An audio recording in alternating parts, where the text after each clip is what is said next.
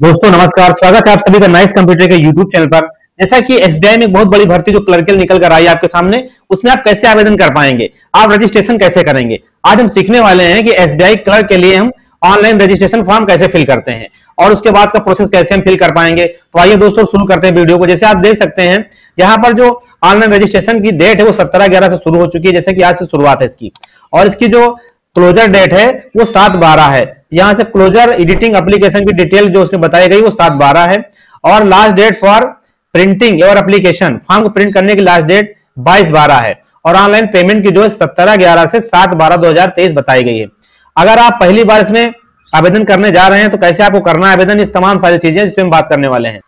किनारे आप right side में देखेंगे लिखा हुआ है यहाँ पर click here for new registration और log in already registered candidate. तो अगर जो कैंडिडेट पहले से रजिस्टर्ड है वो यहां से करेंगे लॉग इन, और अगर आप रजिस्टर्ड नहीं है, पहली बार आवेदन करने जा रहे हैं, तो click here for new registration पर आप क्लिक करेंगे। जैसे हम क्लिक हियर न्यू रजिस्ट्रेशन पर क्लिक करते हैं तो कुछ डिटेल्स मांगता है, इन डिटेल्स को आप फिल करेंगे और आपको जो रजिस्ट्रेशन फॉर्म है वो फिल हो जाएगा। जैसे यहाँ पर बताया गया है कि इतने इसके प्रोसेस बताए गए हैं, यहाँ पर इसके 6 प्रोसेस बताए गए हैं और 6 प्रोसेस में आपका फॉर्म ये कंप्लीट हो जाएगा। तो रजिस्ट्रेशन पहले आपको करना है, जहां पर आपको कुछ बेसिक इंफॉर्मेशन देनी है। फिर जो सेकंड स्टेप आएगा वो फोटो और सिग्नेचर को अपलोड करना है। तीसरा आएगा डिटेल्स आपको फिल करनी है, प्रीव्यू में दिखाएगा, और अपलोड में कुछ डॉक्यूमेंट्स को अपलोड भी मांगता है जो डिक्लेरेशन वगैरह होते हैं। उसके बाद आपको लास्ट में पेमेंट कर देना है और आपका फॉर्म जो है वो पूरी तरीके से सबमिट हो जाएगा। तो इस तरीके से आप लोग आसानी से इसमें आवेदन दोस्तों कर सकते हैं। तो आइए और देखते हैं कैसे आपको रजिस्ट्रेशन करना है। सबसे पहले तो रजिस्ट्रेशन में यहां लिखा है फर्स्ट नेम, जैसे मान लेते किसी का नाम है पवन कुमार सिंह, तो यहां पर आपको फर्स्ट नेम में पवन लिखना है, पवन लिखना है, कंफर्मेशन में पवन लिखना है, मिडिल में फिर कुमार लिखना है, मिडिल कंफर्मेशन में कुमार लिखना है, लास्ट नेम में सिंह लिखना है, फिर लास्ट नेम में यहां सिंह लिखना है। फिर इसको स्क्रॉल डाउन करना है और इस तरीके आपको भरना है मोबाइल नंबर। जो यहाँ मोबाइल नंबर भरेंगे वही आपको कंफर्मेशन में मोबाइल नंबर यहाँ भरना है। अल्टरनेटिव जो नंबर मांग रहा है, मान लिया आप कोई दूसरा नंबर देना चाहते हैं, 2 नंबर आप इसमें रजिस्टर करना चाहते हैं, तो अल्टरनेट में वो नया मोबाइल नंबर भरेंगे, नहीं तो उसे आप छोड़ देंगे। फिर यहाँ आपको भरनी ईमेल आईडी, और कंफर्म ईमेल आईडी में भी वही मेल आईडी भरनी है जो आपने ऊपर मेल आईडी में भरा है। उसके बाद में करना क्या है, इस कैप्चा को उसमें फिल करना है और कर देना सेव एंड नेक्स्ट, आपका रजिस्ट्रेशन हो जाएगा।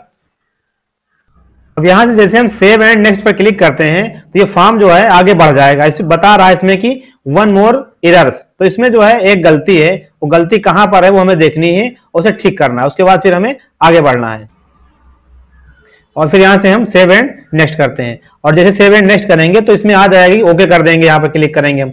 ओके पर क्लिक करने के बाद क्या होता है, आपका रजिस्ट्रेशन हो जाएगा। इस तरीके से आपका जो रजिस्ट्रेशन नंबर और पासवर्ड है यहाँ पर ऊपर आपको देखने को मिल जाएगा, लिखा योर प्रोविजनल रजिस्ट्रेशन नंबर और पासवर्ड, यहां से आप देख सकते हैं। अब यहां से अपलोड करना है आपको फोटो।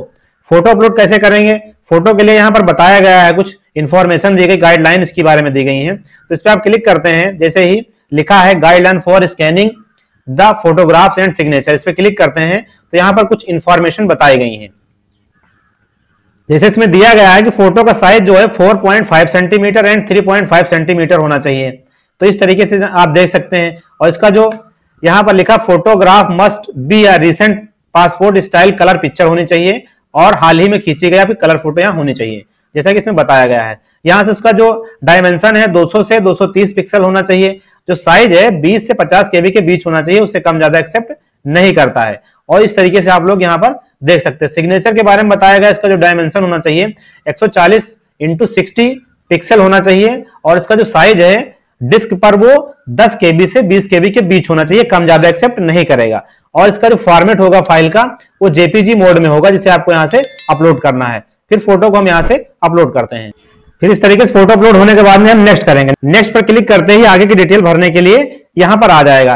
अब फोटो अपलोड करने के बाद में आपको यहाँ सर्किल सेलेक्ट करना है। जैसे यहाँ पे सर्किल दिए गए हैं, तमाम सारे दिए हैं, जैसे अहमदाबाद है, अमरावती है, तो यहाँ से तमाम सारे सर्किल हैं और सर्किल के हिसाब से हमें सेलेक्ट करना। जैसे मान लिया हम यूपी के लिए अप्लाई करना चाहते हैं तो यहाँ लखनऊ न्यू दिल्ली वाला ऑप्शन हम सेलेक्ट करते हैं। जैसा कि नोटिफिकेशन में बताया गया, यहाँ देख सकते हैं कि यूपी के लिए आप स्क्रॉल डाउन करते हैं तो यहाँ पर दिखाएगा यूपी, और यहाँ पर न्यू दिल्ली, लखनऊ, यहाँ पर जो बताया है लखनऊ न्यू दिल्ली उत्तर प्रदेश के लिए हिंदी और उर्दू आपको लोकल लैंग्वेज की जानकारी होनी चाहिए। अगर आप यूपी से अप्लाई कर रहे हैं या न्यू दिल्ली से अप्लाई कर रहे हैं, आप पूरे देश में कहीं से भी किसी भी रीजन से अप्लाई कर सकते हैं, बस आपको वहां की लोकल लैंग्वेज पता होनी चाहिए।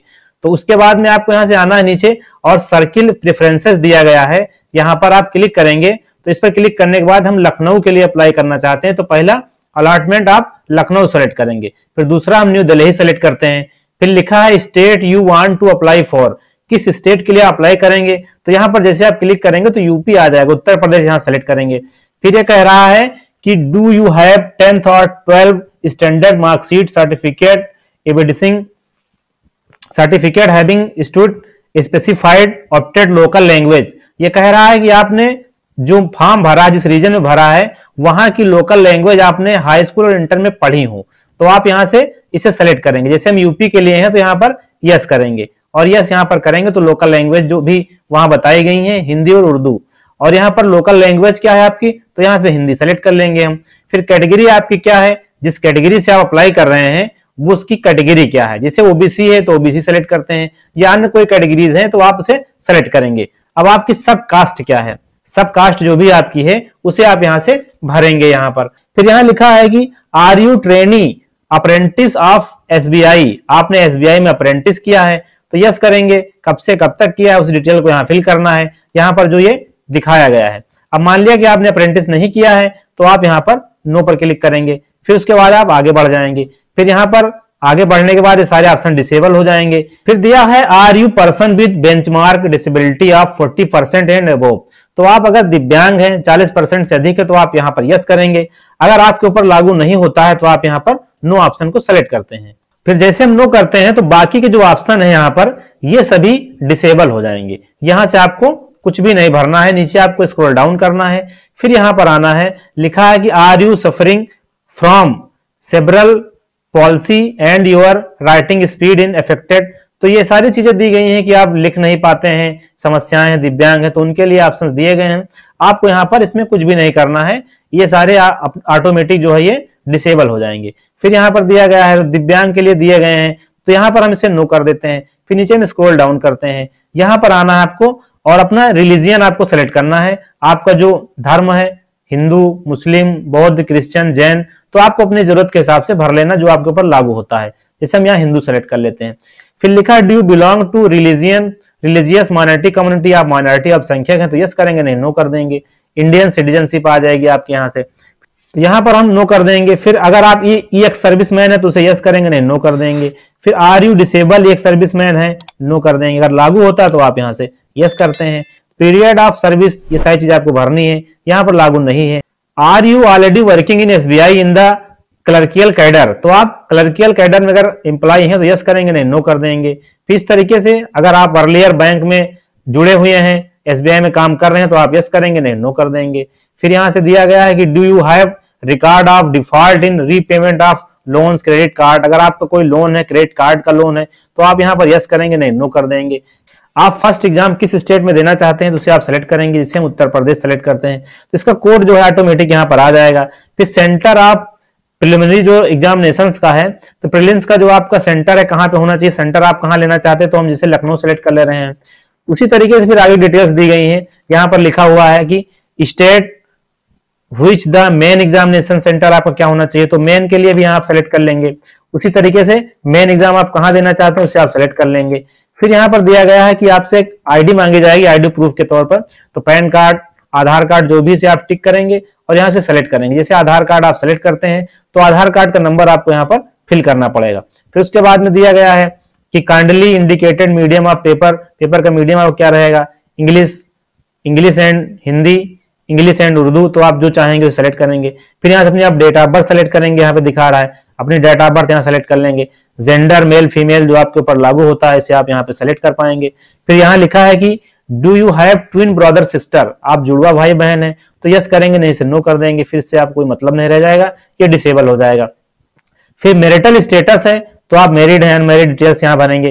फिर उसके बाद में पिता का नाम, माता का नाम यहाँ लिखा है, first name, middle name, last name, इसी तरीके से mother name, first name, middle name, last name, इस तरीके से आप फिल करेंगे। फिर उसके बाद में नीचे अपना आप एड्रेस फिल करेंगे, जो यहाँ पर आपका पता उसे फिल करेंगे। यहाँ भी पता भरने के लिए आपको इस सेम एड्रेस दिया गया, इस पे आप चेक बॉक्स को यहाँ टिक कर देना, सेम डिटेल यहाँ पर फिल होकर के आ जाएंगी। फिर यहाँ हम वैलिडेट योर डिटेल्स पर क्लिक करेंगे, जिसे वैलिडेट हो जाएगा तो लिखकर आ जाएगा वेरीफाइड सक्सेसफुली, ओके कर देंगे। उसके बाद यहाँ हम सेव एंड नेक्स्ट पर क्लिक करेंगे। अगले स्टेप के लिए हम आगे बढ़ जाएंगे।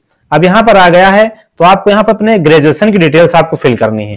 जैसे कि ग्रेजुएशन में मांग रहा है, यहाँ पर दिखा रहा है graduation appeared passed, degree, subject और कॉलेज यूनिवर्सिटी का नेम, आपने कब इस क्वालिफाई किया है, कितने परसेंट मार्क्स हैं, फर्स्ट सेकंड थर्ड क्या है इसके ऊपर यहाँ पर दिया गया है। तो इसे आपको फिल करना है। ग्रेजुएशन की डिटेल्स आपको यहाँ पर फिल करनी है। तो जैसे आपने ग्रेजुएशन पास कर लिया है, पेयरिंग उनके लिए है कि जो पास नहीं हुए हैं, क्वालिफाइड नहीं हुए हैं। यहाँ पर हम जैसे पास दिखाते हैं, पास हैं। फिर डिग्री क्या है, आर्ट है, कॉमर्स है, साइंस है, तो आप यहाँ सेलेक्ट करेंगे। आर्ट वर्ग है तो आर्ट सेलेक्ट करते हैं। कॉलेज यूनिवर्सिटी का नाम यहाँ भरते हैं। आपने कब क्वालिफाई किया है, आपकी डिग्री कब कंप्लीट हो गई है, तो ये आप देखेंगे तो आपकी मार्कशीट पर डेट लिखी होगी सबसे नीचे, उस डेट को आप यहाँ पे फिल करेंगे। जब आपका रिजल्ट डिक्लेयर हो गया और मार्कशीट आपकी बन चुकी है, उसे आपको यहाँ पर फिल करना है। फिर यहां से इसको हम नीचे स्क्रॉल डाउन करेंगे। यहां पर दिखा रहा है कि अगर कोई आपके पास एक्सपीरियंस है वर्क का, तो इसे आप यहां पर फिल करेंगे कि आपने name of the employer, employer का नाम, वर्किंग एक्सपीरियंस आपका क्या है, कब से कब तक आपने वर्क किया है, किस पोस्ट पर किया है, सारी डिटेल आप यहाँ पर भरेंगे जहां डिटेल्स दिखाई जा रही हैं। और आपको यहाँ पर सेकेंड लैंग्वेज जो बताई गई है, यहाँ से लैंग्वेज आप कौन सी लैंग्वेज बोल सकते हैं, पढ़ सकते हैं, तो हिंदी जैसे यहाँ पर दिया गया इसे हम रीड राइट स्पेक कर सकते हैं। बाकी अन्य कोई लैंग्वेज आप लिख सकते हैं, बोल सकते हैं, पढ़ सकते हैं, तो यहाँ से इसे आप लिखेंगे, अन्यथा आप हिंदी ही रखेंगे। जो भी आपकी लैंग्वेज होगी उसे सेलेक्ट करेंगे। फिर यहाँ पर दिया गया तैयारी के लिए जो ST, SC, OBC के लिए होता है फ्री में, माइनॉरिटी कैंडिडेट के लिए, तो आप यहाँ यस करेंगे, नहीं तो आप नो कर देंगे, इसमें नहीं लेना चाहते तो। फिर वैलिडेट योर डिटेल्स करेंगे और आप सक्सेसफुल हो जाएगा। फिर उसके बाद हम सेव एंड नेक्स्ट करेंगे और हम आगे बढ़ जाएंगे।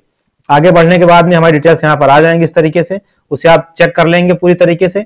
चेक करने के बाद हम आई एग्री कर देंगे कि पूरी तरीके से डिटेल हमारी कंफर्म है। तो यहाँ पर हम इसे कंफर्म करा देते हैं और कंप्लीट रजिस्ट्रेशन पर हम क्लिक कर देते हैं। फिर उसके बाद हम आगे बढ़ जाते हैं, ओके करते हैं, कंटिन्यू। यहाँ पर आप देखेंगे अब यहाँ से आपसे लेफ्ट थंब मांग रहा है। अगर लेफ्ट थंब आपको नहीं है आप किसी तरीके से, तो आप राइट यहाँ पर अपलोड कर देंगे, नहीं तो आप यहाँ पर लेफ्ट थंब अपलोड करेंगे।